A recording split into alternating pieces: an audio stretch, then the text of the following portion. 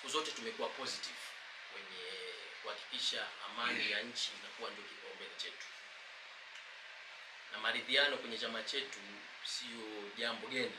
Nakumbuka kule Zanzibar 2010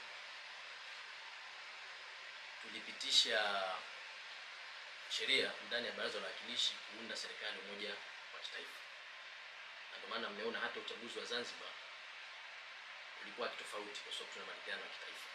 Kwa hiyo hii ni nia njema ya Mheshimiwa Rais, na ni nia njema nadhani pia mnaona kwa Chama cha Mapinduzi. Kwa hiyo hawa ambao ni baadhi ya wanasiasa wa vyama vingine wasiotaka maridhiano, sisi tungewaomba kwa unyenyekevu mkubwa na kwa heshima kubwa wawe na nia ya kizalendo kwanza, waeke taifa kwanza, hivi vyama vya kisiasa vije baadaye, kwa sababu Tanzania yetu ni moja.